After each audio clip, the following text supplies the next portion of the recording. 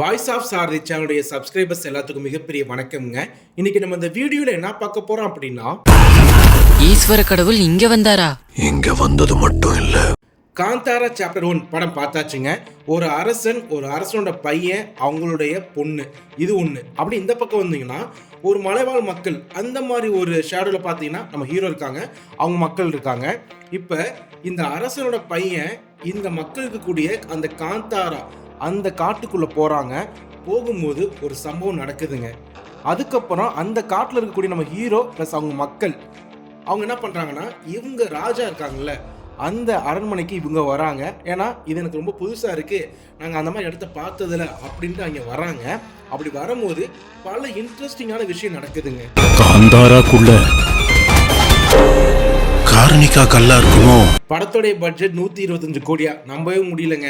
ஏன்னா அதில் CG, VFX, அதோட குவாலிட்டி, அதை வைக்கக்கூடிய மேக்கிங்கு, விஷுவல்லாம் ஏதோ ஒரு 1000 கோடி எடுத்து அப்படி இருக்கும், அந்த மாதிரி தான் இருக்குது. உண்மையாக சூப்பராக சொல்கிறேங்க, செம்மையாக இருக்குது. இன்னொன்று படத்தில் நிறைய அனிமல்ஸ் வருதுங்க. லைக் ஒரு குதிரையாக இருக்கட்டும், தேவாங்கா இருக்கட்டும், முக்கியமாக புலி வருதுங்க. புலிலாம் வரும்போது அது விஎஃப்எக்ஸ் மாதிரி தெரியவே இல்லை. ஏதோ ஒரிஜினல் புலி வந்தால் எப்படி இருக்குமோ அப்படி இருக்குது. இன்னொரு விஷயம், அந்த புலி சின்னதாக ஒரு எமோஷன் கனெக்ட் நமக்கு அப்படியே கிரியேட் ஆகுங்க. ஏன்னா படம் பார்த்தா உங்களுக்கே தெரிஞ்சிடும், அந்த புலி வரக்கூடிய சீன் பயங்கரமாகவும் இருக்கும், கொஞ்சம் ஒரு எமோஷனாகவும் இருக்குங்க. தேவாங்கலாம் பார்த்தீங்கன்னா காட்டுக்குள்ள ஃபுல்லாக தேவாங்க இருக்குது, இதெல்லாம் பார்க்கும்போது பயமாக இருக்குங்க. அந்த மாதிரி எடுத்து வச்சுருக்காங்க.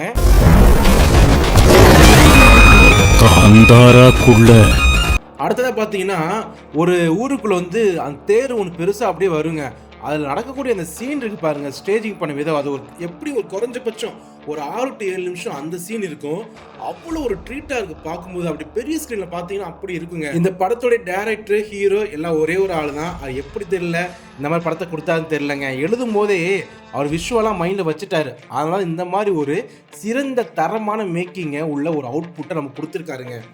அடுத்து இந்த படத்துடைய ஃபர்ஸ்ட் ஹாஃப்லாம் பார்த்தீங்கன்னா ஒரு மாதிரி ஒன்று பண்ணும், என்னடா இது காந்தாரான்னு உள்ளே வந்தோமே, பட் ஒரு மாதிரி காமெடி பண்ணுறாங்க. ஓகே, விஷுவல் நல்லா தான் இருக்குன்னு தோணுச்சுங்க. இன்டர்வல் வரும்போது பயங்கரமாக இருந்துச்சு. செகண்ட் ஹாஃப்குள்ளே கால் எடுத்து வைக்கும்போது கடைசியில் பார்த்தீங்கன்னா எழுத்து இயக்கம் ரிஷப் ஷெட்டி முடிச்சுட்டாங்க.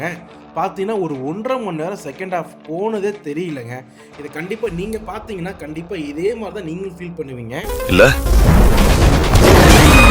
காந்தாராக்குள்ள ஏன்னா சாமி ஹீரோக்குள்ளே வருங்க. சாமி வரும்போதெல்லாம் அவர் ஒன்று பண்ணுவார், நீங்களே பார்த்துருப்பீங்க. காந்தாரா கடைசியிலலாம் பார்த்தீங்கன்னா அந்த மாதிரி தான் பண்ணியிருப்பாங்க, சாமி ஆடுவாங்க. இதில் சாமி ஆடும்போது ஒரிஜினலாக ஒரு சாமி ஆடினா எப்படி இருக்குமோ அந்த மாதிரி தான் ஆடிருக்காரு.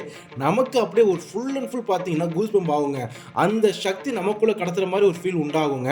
அதுக்கப்புறம் செகண்ட் ஹாஃபில் பார்த்தீங்கன்னா ப்ரீ கிளைமேக்ஸ் ப்ளஸ் கிளைமேக்ஸ்லாம் பார்த்தீங்கன்னா அது ஒரு 40 to 45 மினிட்ஸ் தான் பார்த்தீங்கன்னா பறக்குங்க. அப்படியே செகண்ட் ஹாஃபு பறக்கும், செகண்ட் ஹாஃப்ல பறந்துக்கிட்டே இருக்குங்க. அந்த மாதிரி தான் ஒரு எரிசக்தியாக ஒரு செம்ம ஒரு ஃபயராக இருக்குங்க. இந்த படத்தை கண்டிப்பாக நீங்கள் தேட்டரில் மட்டும்தான் பார்க்கணும். ஏன்னா விஷுவல்ஸ் அந்த மாதிரி இருக்குது. கண்டிப்பாக உங்கள் கண்களுக்கு செம்ம ட்ரீட்டாக இருக்குங்க. அந்த மாதிரி ஒரு பெரிய யூனிட், பெரிய மக்களை வச்சு, அதிக கூட்டமாக வச்சு படத்தை கொடுத்து அதில் நம்மளை ரொம்பவே பார்த்தீங்கன்னா ஆச்சரியப்படுத்த வச்சுட்டார் இந்த படத்தை டைரக்டர், ஹீரோலாம். முக்கியமாக பார்த்தீங்கன்னா பாகுபலி 1, பாகுபலி 2 எப்படி இருந்துச்சோ அந்த ஃபீல் கண்டிப்பாக இந்த படம் கொடுக்குங்க. தெலுங்குக்கு ஒரு பாகுபலினா கன்னடத்துக்கு இந்த காந்தாராங்க.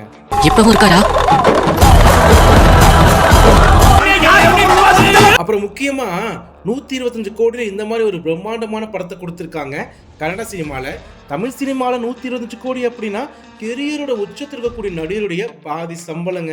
தமிழ் சினிமாவில் நடிகருக்கு இவ்வளோ சம்பளத்தை கொடுக்கறது நிப்பாட்டிட்டு இந்த மாதிரி ஒரு கதைக்கு என்ன தேவையோ அந்த பட்ஜெட்டை உள்ளே போட்டால் கண்டிப்பாக தமிழ் சினிமாவில் இந்த மாதிரி படங்கள் கண்டிப்பாக வருங்க. இந்த படத்தை பார்க்காதவங்க கண்டிப்பாக பார்த்துருங்க. படம் பார்த்தவங்க படம் எப்படியோ கண்டிப்பாக கமெண்ட்டை சொல்லிட்டு போங்க. சேனலில் சப்ஸ்கிரைப் பண்ணாதவங்க சப்ஸ்கிரைப் பண்ணிடுங்கப்பா.